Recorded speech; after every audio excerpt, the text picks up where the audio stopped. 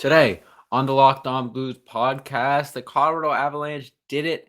They won the Stanley Cup over the Tampa Bay Lightning. They slayed the Goliath. Incredibly impressive stuff there. They won 2-1 in a pretty thrilling game. We'll be talking about that. And on the other hand, the Springfield Thunderbirds, the Blues AHL affiliate, unfortunately lost in the Calder Cup Finals to the Chicago Wolves, losing 4-1 in their final game. So they weren't able to claim the championship there. And then finally, it looks like the Blues might actually keep Ville Husso, or at least try to, based on a few reports. So I'll be getting into all of that and more on today's episode. Make sure you stay tuned.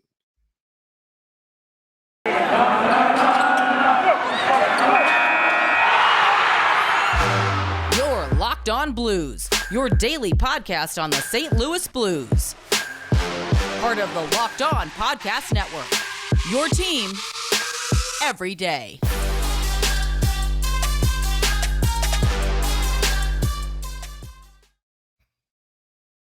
Ladies and gentlemen, welcome back to the Locked On Blues podcast, part of the Locked On Podcast Network, and your number one source for daily Blues content. I'm your host, Josh Hyman, as always, and I got a fun episode for you today. The first postseason episode for the NHL, as the Colorado Avalanche recently became Stanley Cup champions with a 2-1 thrilling win over the Tampa Bay Lightning in Game 6 to avoid going to a Game 7. Going to be start with talking about that. Obviously, before I get into that, though, I wanted to thank anyone and everyone out there for making Locked On Blues your first listen, because podcast is free and available on all podcast platforms. Especially now in the off season, there's not as much going on, not as much sports going on. Make Locked On Blues part of your daily routine. I'll keep the hockey news flowing, I promise. That being said, though, speaking of hockey news, well, there's about the biggest news you could get in that the NHL crowned a Stanley Cup champion. And that is the Colorado Avalanche, a team that had like 20 wins 5 years ago in 2016-17, one of the worst teams in NHL history. Has certainly rebounded nicely, turned themselves into an absolute juggernaut, and proved that this year by winning the Stanley Cup over one of the greatest dynasties we've seen in this league in a long time, in the Tampa Bay Lightning, who had won back-to-back Stanley Cups and looked to win 3 in a row for the first time in all major sports in like 20 years. I don't remember what the last team was, but hasn't been a three-peat in a long time. And Tampa was looking primed to do it. I think a lot of people pretty much discounted every single team that Tampa went up against, including the Colorado Avalanche. But look, let's set the stage here. Let's look at what Tampa did to get to where they were. I've said this a few times. But still, it needs to be said, especially now that Colorado has completed their goal and won the Stanley Cup. So Tampa started out round one playing against an extremely good Toronto Maple Leafs team, and took them to 7. It's Toronto. Of course, they're going to go to Game 7. It's written in the hockey law book that the Toronto Maple Leafs must lose in Game 7 in the first round every year. It's literally happened 5 years in a row. So say what you want about that, but still, that Toronto team was extremely good, extremely deep, and played great hockey, and they were this close to exercising their first round demons, beating their first round demons, but they were unable to because the Tampa Bay Lightning did what they do and closed out in Game 7. Round 2, the Tampa Bay Lightning match up against one of the top teams in the league, in the Florida Panthers, President's Trophy winning team, I believe, and just a juggernaut, and they hold them to 3 goals in the entire series. Like, holy crap. It was like one of the most lopsided playoff series I can remember as my time as a hockey fan. The Tampa Bay Lightning just made the Florida Panthers look like an AHL team out there. It was unbelievable. And it's not like this was some 8 seed that just snuck into the playoffs. It was a team that a lot of people had Stanley Cup hopes for. And a lot of people had the Panthers penciled in as Stanley Cup finalist, Stanley Cup winner. And they just got outclassed, outplayed. And I think at that point, people were looking at Tampa like, oh, man, they really might do it again. And then you get to round 3 and they go up against the New York Rangers, a team that kind of Cinderella story, traditional, really good hockey team, not too top heavy, great goaltender in Igor Shesterkin. And then they go down 2-0 against the New York Rangers, and everyone thinks, oh, man, this is finally it. This is finally the time when the Lightning would be vanquished. And I believe they were down 2-0 in that Game 3 that would have sent them down 3-0. And then they came back and they won that game, but didn't look back and won 4 straight to beat the New York Rangers in 6 to return to the Stanley Cup Finals. And at that point, I feel like it was just hard to bet against the Tampa Bay Lightning at that point. It was just they had conquered everything. They had absolutely dominated rounds of the playoffs, grit and grinded through other rounds, and here they were in the Stanley Cup final. And then in steps the Colorado Avalanche, a team that hadn't been to the Stanley Cup final in a long time, had been threatening for a little bit, had some really good teams in years past, but hadn't quite been there, didn't quite have the experience. And it was a tall task for the Colorado Avalanche, and they came out guns blazing. They they I think struck fear in Tampa that Tampa hadn't seen in a very long time. Going up 3-1 in the series at one point really felt like, you know, this was it for Tampa. But then Tampa comes out, they make it 3-2, and then at that point, I feel like anything is possible. And then you get into that game six, where Tampa takes the early lead, and it really felt like they were going to force a game seven and have this be, an all-time classic series. But Colorado bared down, tied it up in that second, and then took the lead later in the second period. And then third period defensive masterclass from the Colorado Avalanche is something that I'm going to talk about in this upcoming second segment, because I think it deserves its entire own portion, the way that Colorado was able to look like one of the best defenses we've ever seen in that third period of game six and just absolutely dominate the Tampa Bay Lightning. So I'm talking about that. And then I'm also going to be talking about how, hey, the Blues beat the Tampa Bay Lightning or the Colorado Avalanche just as many times as Tampa did, made up 2 of 4 losses. Are the Blues a top 3 team in the NHL because of that? Maybe. Stay tuned for this second segment to find out my thoughts on that. But first, I want to tell you guys about betonline.net. Now, betonline.net is your number one source for all your betting needs and sports info. You can find all the league reviews and news, including this year's NHL playoff. Well, I guess never mind, not anymore. And Major League Baseball. BetOnline is your continued source for all your sporting wagering information, including live betting, esports, and scores. And BetOnline.net remains the best spot for all your sports scores, podcasts, and news this season. BetOnline.net is the fastest and easiest way to check in on all your favorite sports and events, including MMA, boxing, and golf. So head to their website today or use your mobile device to learn more about the trends in action. Bet online, where the game starts. And I'll be right back with the second half of today's episode. All right. So, third period of that game. 2-1 Colorado. You assume that John Cooper's in the locker room, ripping into Tampa, telling them about how you've been here before. You've won back-to-back cup. You know how to win a big period. You assume that Tampa is going to come out and just play absolutely dominant hockey in that third period. And then they don't get a shot on goal for like the first 10 minutes of the period. Unbelievable stuff from Colorado, who their defense is good, but it was probably, it definitely got overshadowed by their offense and, the rest of their game throughout the playoff run. I don't think anyone really looked at the Colorado Avalanche as a team like, oh yeah, their elite defense is going to take them far, but their elite defense won them a Stanley Cup, at least in that third period. Tampa is a team that, like I said, has been there before. Rivals Colorado in terms of their forward depth, knows how to score, knows how to put pressure on, knows how to, stay in games that they have no business staying in. And Colorado, led by Darcy Kemper, who I was critical of after the Blues series and thought that he wouldn't be able to lead a team to a Stanley Cup, sure enough, proved me wrong and just put on a absolute masterclass of a defensive third period. It was unbelievable watching that third period. It was like a sports movie, the way that it was just working so perfectly for Colorado. It was unreal, just the way that they limited Tampa's offense and made them frustrated. And it's like they were hiding that. They were hiding that defensive scheme for the third period of a clinching game, because where was that the rest of the series? Obviously I think it's a little bit easier to take your game up to another level and play with that adrenaline when you're 20 minutes away from winning a Stanley Cup. But it was crazy to watch what Colorado transformed into in that third period. And you could say that, oh, Tampa dropped the ball. You could look at Nikita Kucherov on that final shift, throwing his gloves at the equipment manager, which, first of all, okay, this kind of just spurned my head. Tampa, they're sore losers, and that wasn't just this year. There were times in the past when they would get down, and Kucherov especially would start throwing dirty hits, and John Cooper, the coach, would get a little I don't know what the word is, a little sassy in some of his post-game interviews. I mean, I think you saw that when he blamed some of the losses on the altitude and was freaking out about that too many men play. I think you could see that Tampa doesn't like losing, and they don't take losing on the chin the best. And I think that was pretty clear when Nikita Kucherov threw his gloves at the equipment manager. Now, a little backstory there, in case you missed it. Kucherov breaks his stick with about 30 seconds to go in the game. Incredibly frustrating for him. Feel for him there. Gets over the bench, and the equipment manager doesn't have a stick ready. That sucks. If I'm the Nikita Kucherov, I am frustrated as all heck there. 30 seconds left in the most important game of the season, and you don't have a stick ready for me. But then he does something that I think is a little over the line. He takes his gloves and just full speed baseball pitch whips him at this equipment manager. And it's like, come on. That's something that I feel like you would expect to see in a U14 game or something like that with the coach's son that thinks he's all that thinks he could just mistreat the equipment manager. Yeah, the emotions are high. Yeah, it's the Stanley Cup final. Yeah, you're running on adrenaline, but show a little class. I don't know.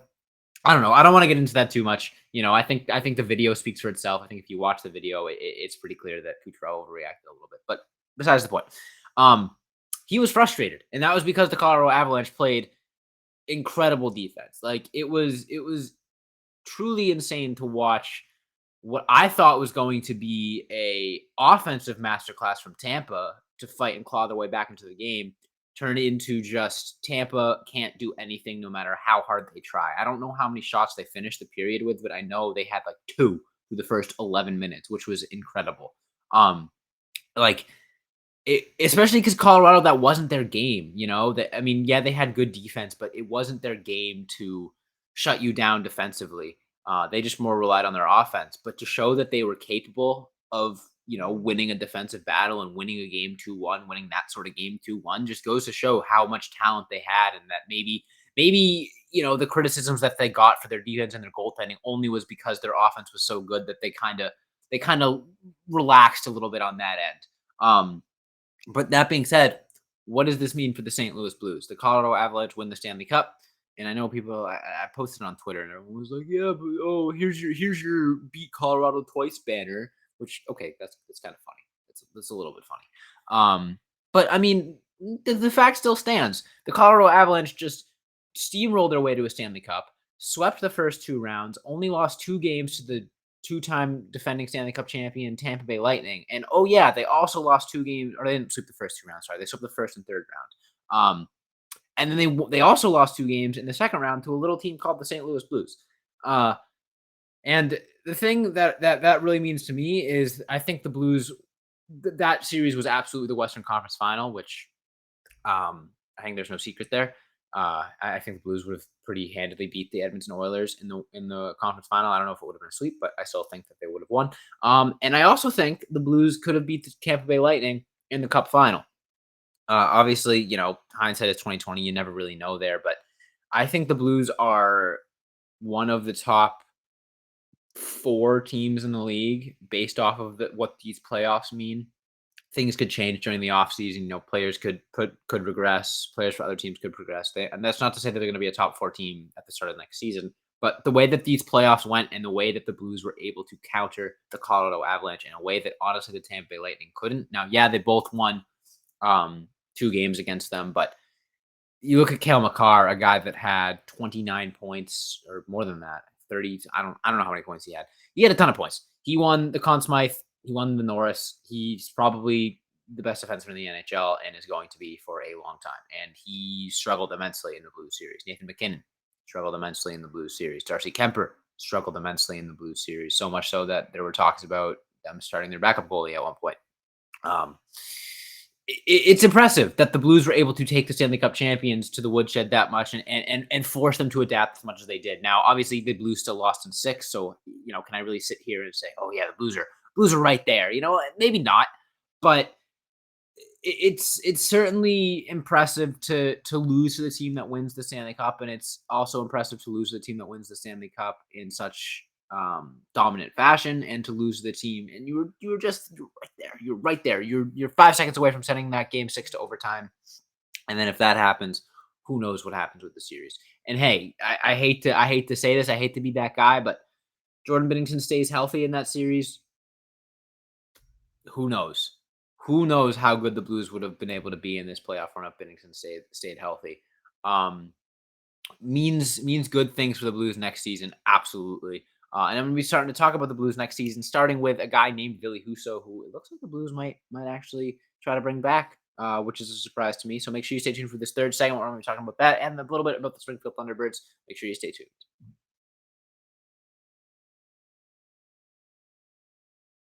All right. So third and final segment today. Got to start off with a little bit of bad news. The Springfield Thunderbirds lost 4-0, and I think game 5 or 6. I don't know. It wasn't a game 7, that's for sure. They lost to the Chicago Wolves 4-0, and the Chicago Wolves won the Calder Cup. Springfield came close, but they weren't able to beat Chicago. I think they got shut out a couple times. Their offense really struggled in that series. But still, they got that experience. They got a deep playoff run in them. A couple of the younger guys combined with like James Neal, I think is going to be a really, really strong push for their development.